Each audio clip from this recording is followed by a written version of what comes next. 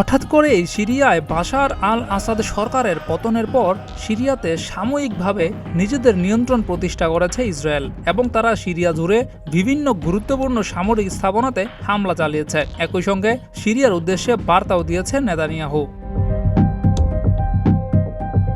Netanyahu এবং Joe Biden দুজনই বাশার আল আসাদ সরকারের পতনের জন্য কৃতিত্ব দাবি করেছেন। তবে তারা ভূমিকা রেখেছেন ঠিকই, কিন্তু যতটা না তাদের পরিকল্পনা অনুযায়ী কাজ হয়েছে তার চেয়ে বেশি ঘটনাচক্রে হয়ে গেছে। তবে এর বিনিময়ে তাদের প্রাপ্তির খাতায় যোগ হতে পারে ইরানের সামরিক যোগাযোগ ও সরবরাহ ব্যবস্থাকে দুর্বল করে ফেলার মতো অর্জন। আসাদ সরকারের পতনের পর অনেকেই বলছে লাভ হয়েছে ইসরায়েলের। তবে ইসরায়েলের লাভ কিভাবে হলো সেটা নির্ভর করছে ইরানের ক্ষতির উপর। ইসরায়েলের সবচেয়ে বড় শত্রু হচ্ছে ইরান। মধ্যপ্রাচ্যে ইরানই একমাত্র দেশ যারা ইসরায়েলের অস্তিত্বকে চ্যালেঞ্জ করত। সিরিয়ায় ইরানের উপস্থিতি ইসরায়েলের জন্য অস্বস্তির ছিল।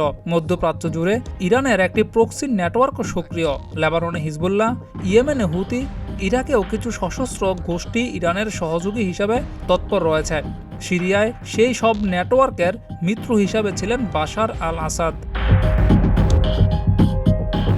এসব কারণে আসাদের পতন ইরানের জন্য সবচেয়ে বড় ক্ষতির কারণ এবং ইরানই এখন অনেকটাই নিষ্ক্রিয় হয়ে যাবে।